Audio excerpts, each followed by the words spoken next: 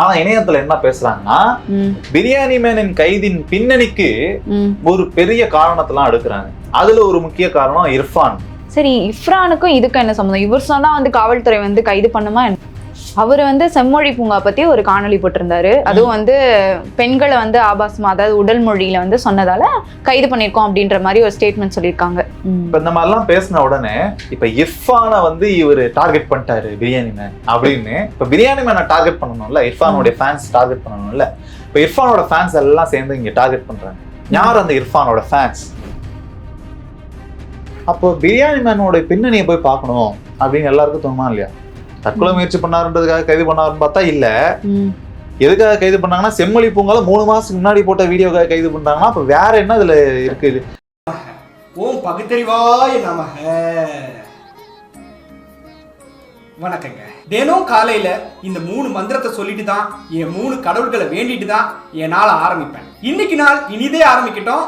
வாங்க உடன்பிறப்புகளே, வீடியோக்குள்ள போலாம். உதயநிதி உதயநிதி அதனுடைய விளைவு தான் எங்களுடைய ஐயா இன்னைக்கு எங்க ஐயா இளையவர் சின்ன ஜமீன்தார் சின்னவர் வந்துட்டாரு.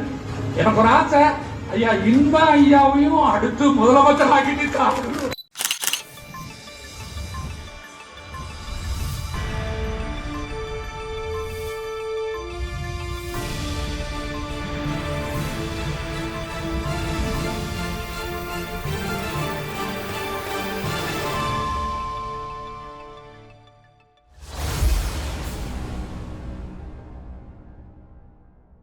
ராவண பார்வையாளர்களுக்கு வணக்கம். ராவணாவில் புதியதொரு நிகழ்ச்சி இணையதள இன்னல்கள். நான் கவிப்ரியா. நான் பாசு ராகவேந்திரன். இணையதளம்னால இன்னல் தான். அதுல இன்னும் பெருசா ஒரு இன்னல் போயிட்டு இருக்கு, பாத்தீங்களா? இணையதளம்னா இன்னல்னு மட்டும் கிடையாது, நல்லது இருக்கு கெட்டது இருக்கு, அதை எடுத்துக்கிற விதத்துல இருக்கு. பிரியாணி மேன் அப்படின்ற ஒரு யூடியூபரை கைது பண்ணிருக்காங்க. ஆமா, அத பத்தி உங்களோட பார்வை? அப்படிலாம் இல்ல. நீங்க என்ன நினைக்கிறீங்க? பிரியாணி மேன் கைது செஞ்சது சரியா தவறா? அவர் செம்மொழி பூங்கா பத்தி ஒரு காணொலி போட்டிருந்தாரு. அதுவும் பெண்களை ஆபாசமா, அதாவது உடல் மொழியில சொன்னதால கைது பண்ணிருக்கோம் அப்படின்ற மாதிரி ஒரு ஸ்டேட்மெண்ட் சொல்லியிருக்காங்க. டிஎம்கே அவங்க கவர்மெண்ட்ல இருந்து, காவல்துறையில இருந்து. அதனால சரிதான். ஆமா. ஏன் 3 மாசத்துக்கு முன்னாடி போட்ட வீடியோ இன்னைக்குதான் உங்க கண்ணுக்கு தெரியுதா? நீங்க 1 வருஷத்துக்கு முன்னாடி போட்டதை நாங்க வீடியோ இப்ப கூட தான் பாக்கலாம். அந்த மாதிரி இப்ப பார்த்து இப்ப கைது பண்ணிருக்கோம். அப்ப அதுதான் காரணம். ஆமா, அதுதான் காரணம். பிரியாணி மேனின் கைதின் பின்னணி இதுதான். ஆமா, இதுதான். இன்னொரு பக்கம் இப்பதான் கம்ப்ளைண்ட் வந்திருக்கு, அதனால நாங்க இப்பதான் அரெஸ்ட் பண்ணோம் அப்படின்ற மாதிரி சொல்லிருக்காங்க. ஆனா இணையத்துல என்ன பேசுறாங்கன்னா பிரியாணி மேனின் கைதின் பின்னணிக்கு ஒரு பெரிய காரணத்தெல்லாம் எடுக்கிறாங்க. அதுல ஒரு முக்கிய காரணம் இர்ஃபான். நம்ம இர்ஃபான் யாருன்னு தெரியும்ல? தெரியும். Food blogger. கவர்னரின் பார்ட்டிக்கு, இப்ப கவர்னரின் பார்ட்டியில் கலந்து கொள்ளக்கூடியவர் அப்படின்லாம் எல்லாருக்கும் ஈஸியா தெரிஞ்சிடும். இர்ஃபானுக்கும் இந்த கைதுக்கும் என்ன தொடர்பு அப்படின்றத நம்ம பார்க்கணும்.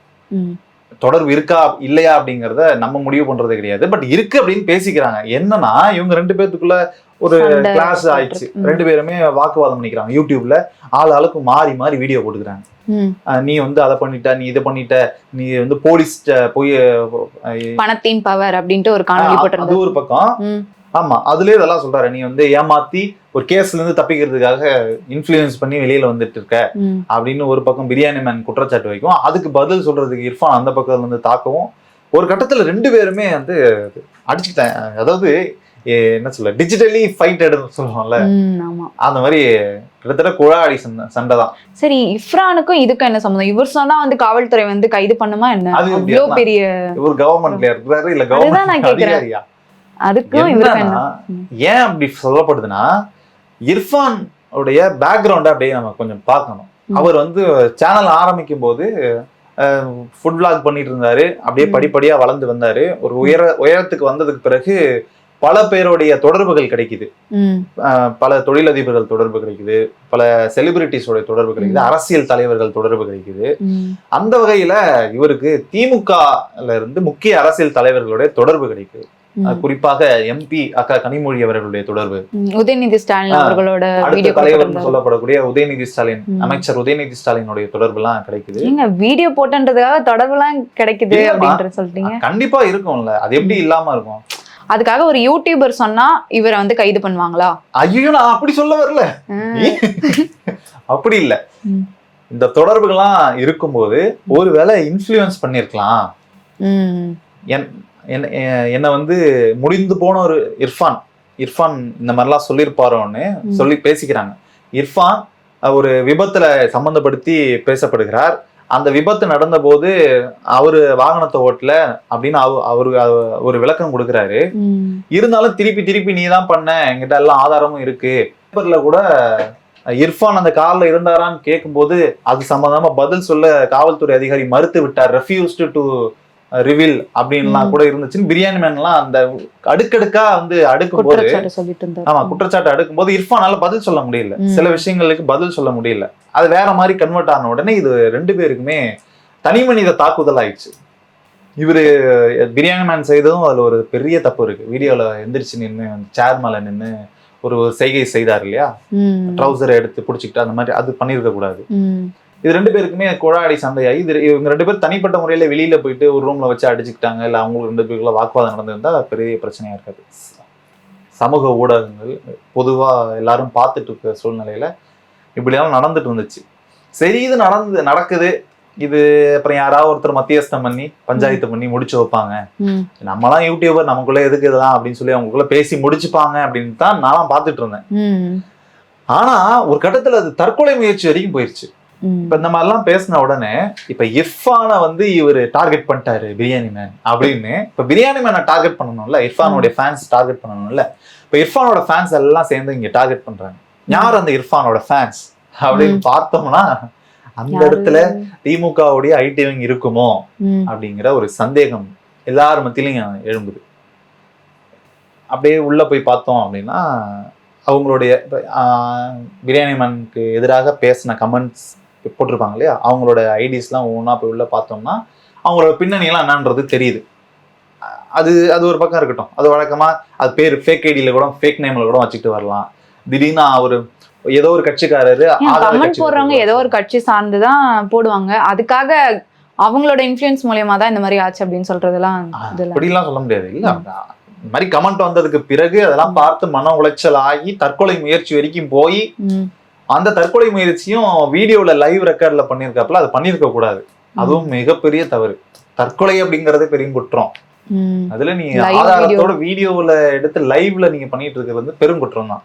அவரு ஒருத்தரை பத்தி வந்து போடுறாங்க அப்படின்னா அந்த எதிர்வினையை வந்து ஏற்றுக்கொள்றதுக்கு தயாரா இருக்கணுமா இல்லையா?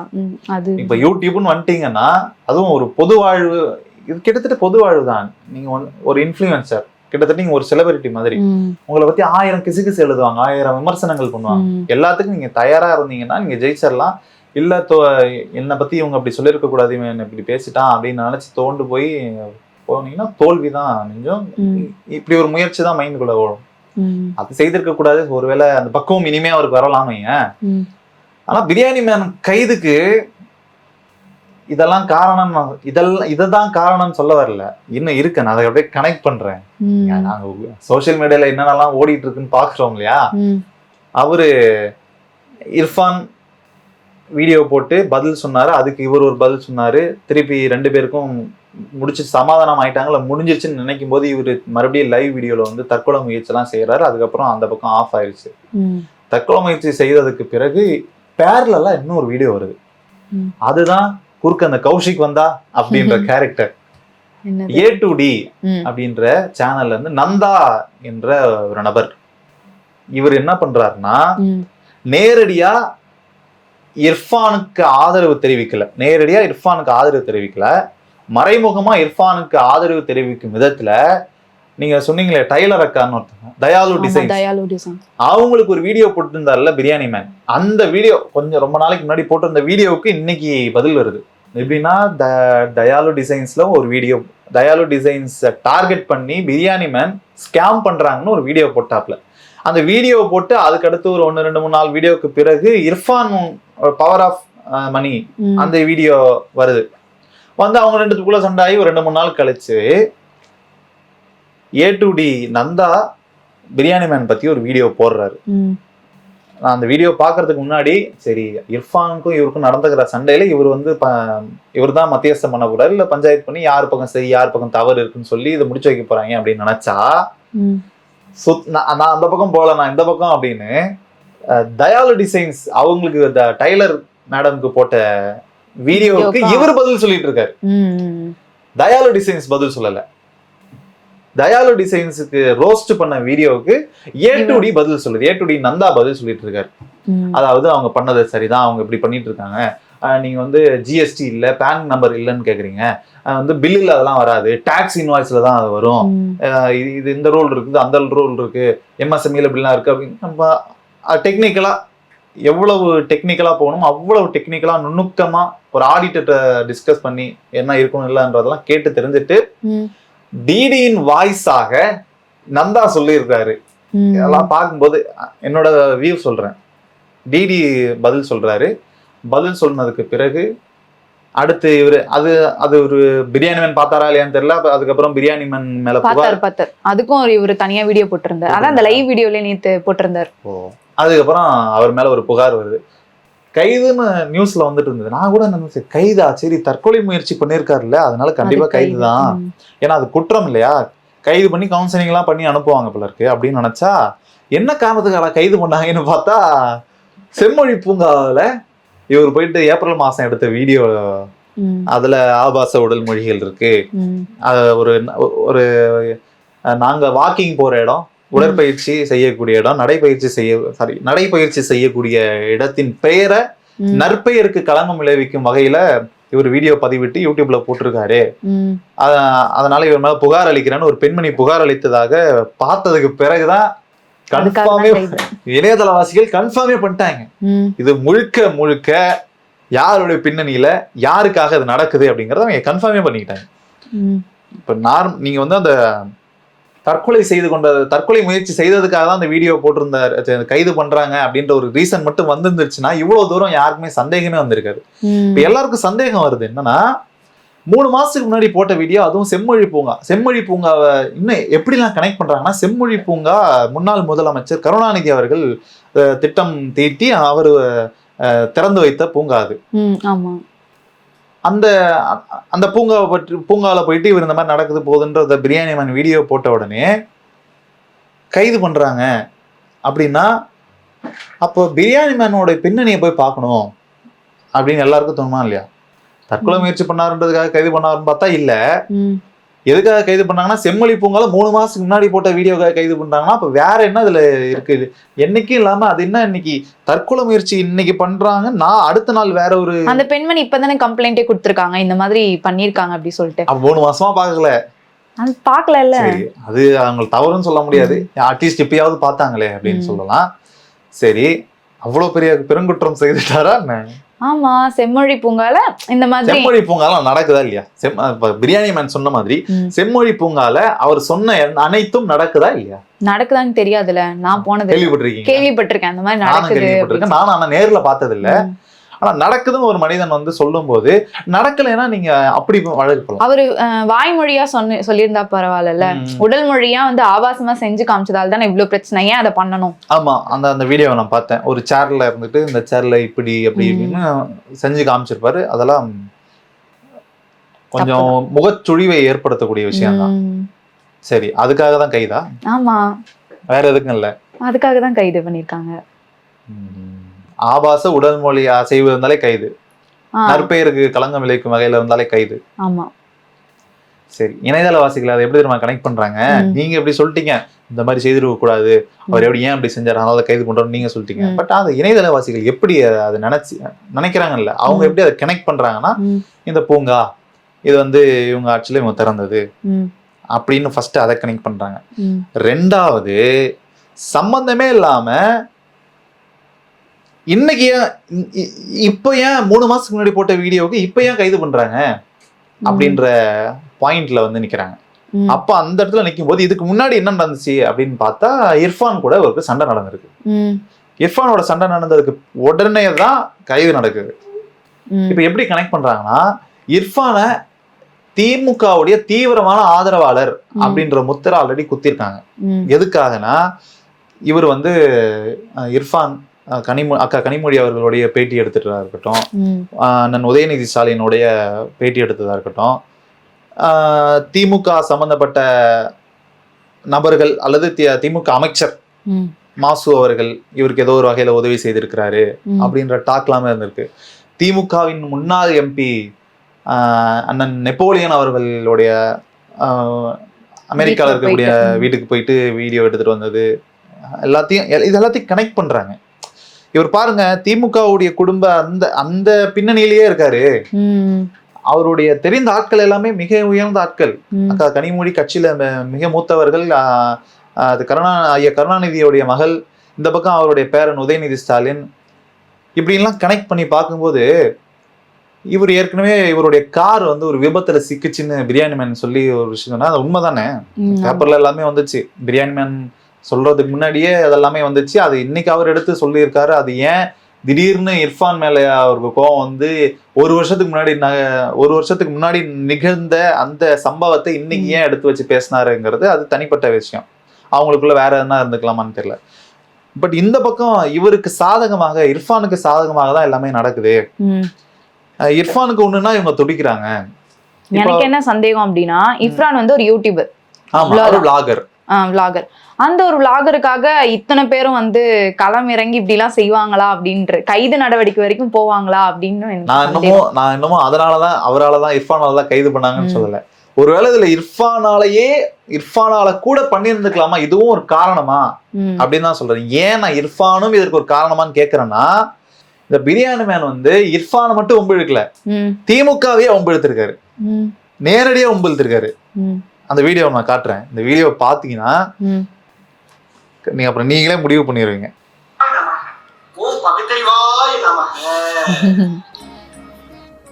வணக்கங்க. தினம் காலையில இந்த 3 மந்திரத்தை சொல்லிட்டு தான் என் 3 கடவுள்களை வேண்டிட்டு தான் என் நாளை ஆரம்பிப்பேன். இன்னைக்கு நாள் இனிதே ஆரம்பிக்கட்டும்.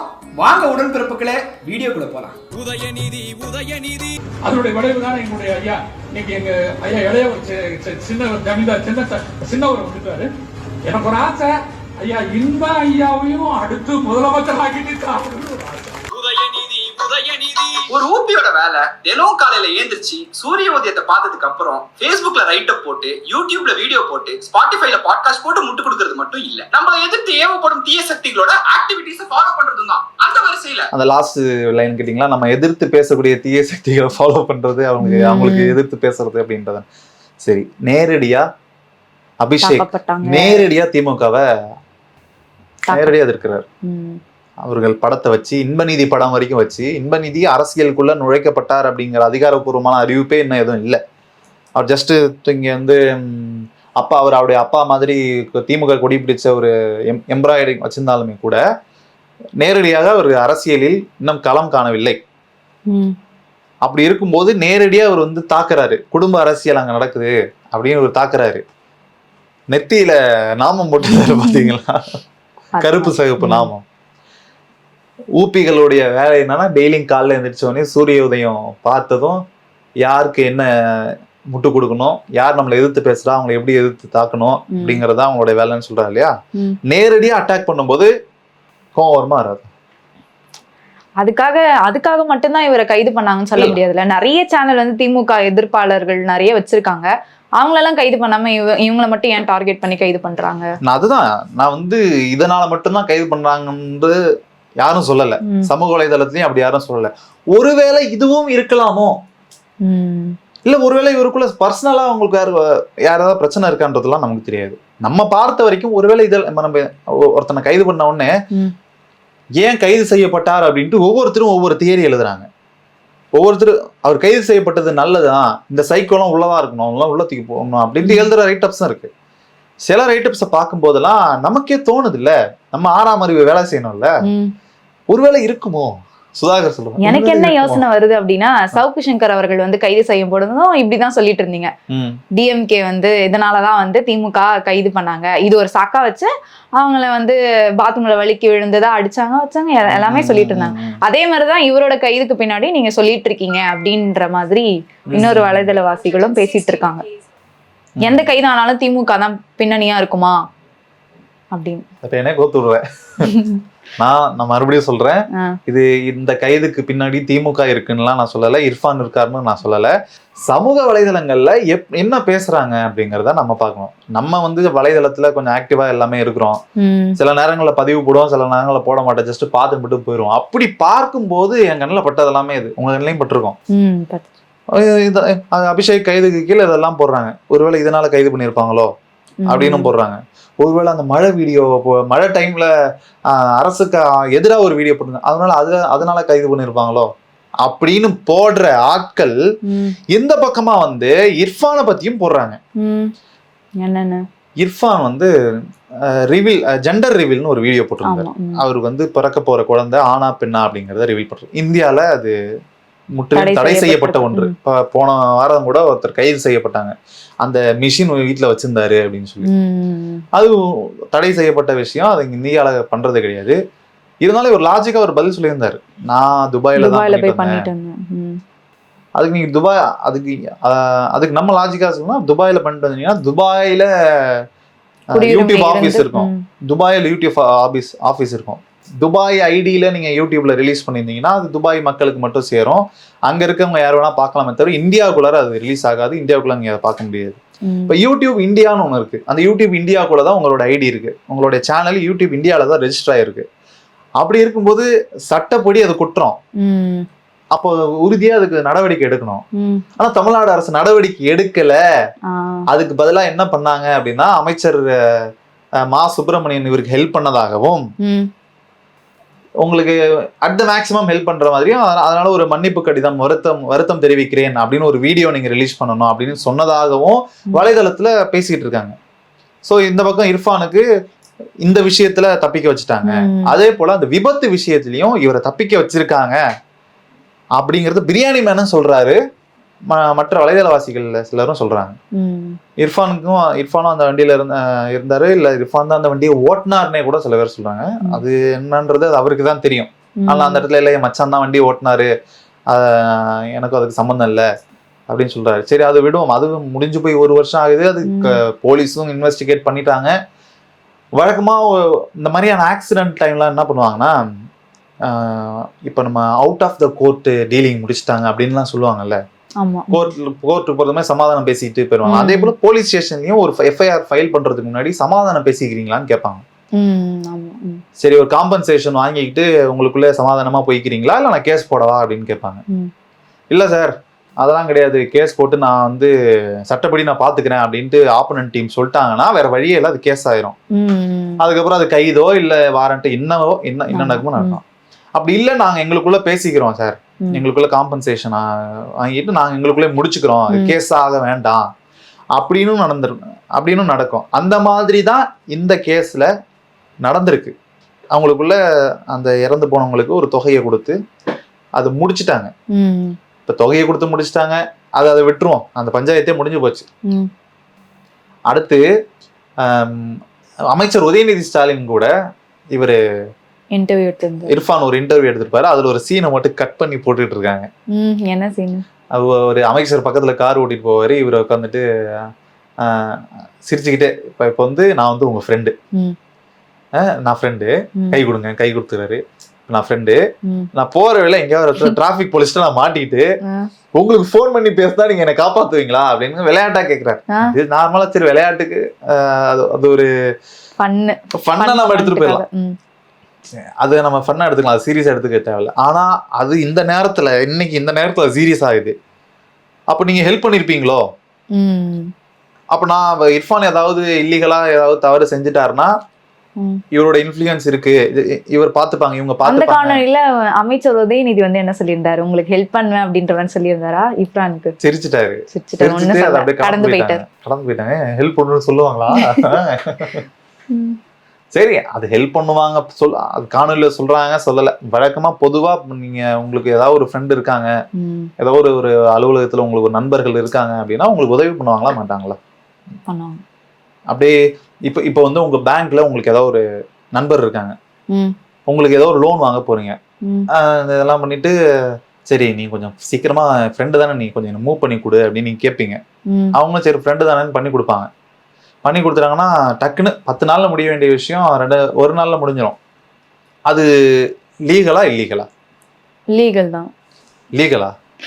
என்னோட தரப்புல, அதாவது என் ஃப்ரெண்டுன்றதால என் சைடுல லீகல். உங்களுக்கு பின்னாடி எத்தனை பேர் காத்துக்கிட்டு இருக்கான்? அவன் எவ்வளவு நாள் டெய்லியும் 4 பேங்க் லோனுக்கு அலைஞ்சுக்கிட்டு இருப்பான். நீங்க ஈஸியா பைபாஸ் பண்ணி உள்ள புந்துட்டு வர்றது மாதிரிதான் இதுவும்.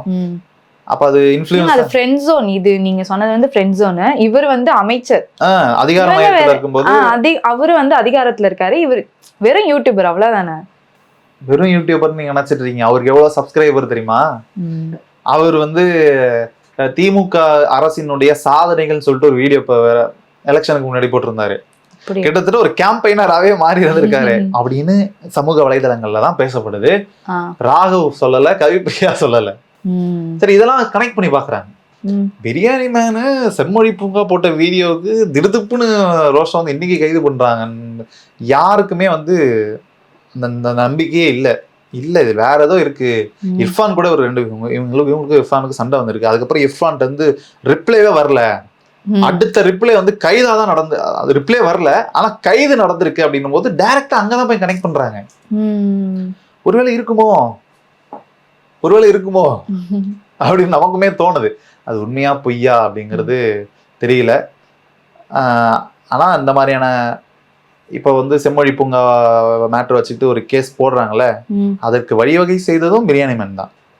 அதனால நம்ம ஒரு கண்டென்ட் போடும்போது நம்ம ப்ராப்பரா இருந்துக்கணும். நாளை பின்ன ஏதாவது எடுத்து வச்சு இவன் ஏதாவது பேசியிருக்கானா, எந்த இடத்துல அவன் சிக்குவான் அப்படின்ட்டு அவன் சேனல்ஸ் எல்லாத்தையும் தேடி ஏதாவது ஒரு இடத்துல ஏதாவது வாயை விட்டுருப்பான், டக்குன்னு புடி, அதை வச்சு அவனை கேஸ போட அவன் உள்ள தள்ளு அப்படின்ற ஒரு இடத்த நம்ம கொடுக்கவே கூடாது. அதை பிரியாணி மேன் வந்து அந்த ஒரு இடம் கொடுத்துட்டாரோன்னு தோணுது. செம்மொழி பூங்கால அப்படி நடக்கிறதுங்கிறத நானும் கேள்விப்பட்டிருக்கேன். அவரும் கேள்விப்பட்டு அதை நேர்லயே போய் பார்த்துட்டு, இல்ல அந்த மனுஷன் உண்மையிலேயே நேர்ல பார்த்துட்டு தான் அதை பதிவு பண்றாரு. அதை அரசாங்கம் மாத்திக்கணும், அது மாத்துறாங்க இல்லையான்றது அது செகண்டரி. பட் இப்படி சொன்னாருன்றதுக்காக கைது பண்றதுங்கிறது சரியா தவறாங்கிறத மக்கள் பாக்குறாங்களே, அவங்களுக்கு தெரியும் இது சரியா இல்ல தவறா அப்படின்றது. ஒரு வாரத்துக்கு முன்னாடி போட்ட வீடியோ தான் இருக்கு. அந்த 3 weeks ago அப்படின்ட்டு இருக்கு. பவர் ஆஃப் மணியும் இல்ல, அழகின் பவரும் இல்ல, இர்ஃபான் சம்பந்தமான வீடியோ எதுவுமே இல்ல. ஆமா. ஆனா செம்மொழி பூங்கா வீடியோ இருக்கு. அதை பாத்தீங்களா? பார்த்தேன். நான் நினைச்சேன் செம்மொழி பூங்கா வீடியோக்கு தான் கைது பண்ணிருக்காங்க, அப்ப என்னால அந்த வீடியோவை ஹைட் பண்ணிருப்பாங்க இல்ல டெலீட் பண்ணிருப்பாங்க அப்படின்னு யோசிச்சேன். ஆனா வீடியோ இருக்கு, இன்னமும் இருக்கு. இர்ஃபான் சம்பந்தப்பட்டது மட்டும் டெலீட் ஆயிருக்கு. இப்ப ஆட்டோமேட்டிக்கா டவுட் வருதா இல்லையா? இப்போ ஒண்ணு இர்ஃபான் போய் கம்ப்ளைண்ட் கொடுத்திருந்தா கூட நியாயமா இருந்திருக்கும். என்னை வந்து தனிப்பட்ட முறையில இணைய தாக்குதல் செய்யறாரு, என்னை பத்தி அப்படி பேசுறாரு, நான் செய்யாத குற்றத்தை நான் தான் செஞ்சேன்னு சொல்றாருன்னு போய் புகார் கொடுத்தா கூட நியாயமா இருந்திருக்கும். சரி, இர்ஃபான் புகார் கொடுத்திருக்காரு, கைது பண்ணிருக்காங்கன்னு. இப்ப வந்து இப்ப இர்ஃபானால் தான் இவர் கைது செய்யப்பட்டாருன்னு நான் சொல்ல வரல. இப்படியும் பேசிக்கிறாங்க இர்ஃபானும். அப்ப வந்து இன்னும் நிறைய பேர் என்ன சொல்றாங்கன்னா, நீங்க வந்து யூடியூபராக இருந்தீங்கன்னா பிரியாணி மேன் மாதிரியாகவோ டிடிஎஃப் வாசன் மாதிரியாவெல்லாம் இருந்துடாதீங்க. பொழைக்க தெரிஞ்ச பிள்ளையா இருந்துக்குங்க. ஒரு பிளிப் மாதிரி, யூடியூப் ரூட்டர்ஸ் மாதிரி, இவரு இர்ஃபான் மாதிரியும் பொழைக்க தெரிஞ்ச பிள்ளையா இருந்துக்குங்க அப்படின்னும் சிலரு யூடியூப் வச்சிருக்கவங்களுக்கு அட்வைஸ் பண்றாங்க.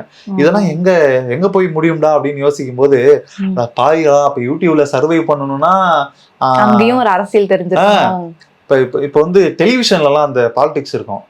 ஒரு டிவி சேனலுக்குள்ள சர்வை பண்ணணும்னா அங்க ஒரு செட் ஆஃப் பீப்புள் வந்து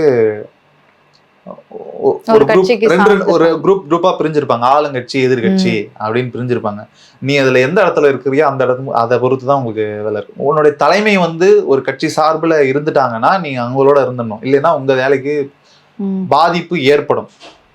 அந்த மாதிரி இப்ப யூடியூப்ல சர்வே பண்ணணும்னா கூட இந்த பக்கமா ப்ரோவா இல்ல ஆன்டியா?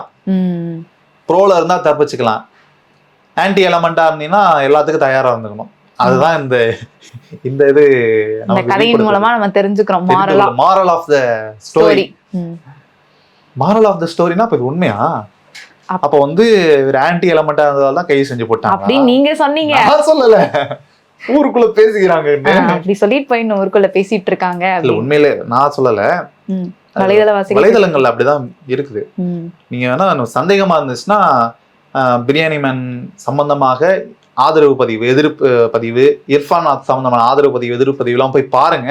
அந்த அந்த ஒவ்வொரு பதிவுகளுக்கு கீழேயும் இந்த காரணங்கள் எல்லாமே இருக்கும். இதனால இதை இங்க கனெக்ட் பண்ணி பாருங்க. இதுல பாருங்க, இந்த இடத்துல இர்ஃபானுக்கு அரசு இயந்திரம் எந்த அளவுக்கு உதவி செய்யுது, இவருடைய இன்ஃப்ளூயன்ஸ் எவ்வளவு பெருசா இருக்கு, இவருடைய பேக்ரவுண்ட் எவ்வளவு பெருசா இருக்கு, இவரெல்லாம் பகச்சிக்க முடியாது அப்படின்ற மாதிரி நீங்களே புரிஞ்சுப்பீங்க. ஓகே, பார்த்தா அதுல தெரியும். சரி, இன்னைக்கு இணையதளத்துல இவ்வளவு இன்னல் இருக்கா? இவ்வளவு இன்னல்கள் நடந்திருக்கு.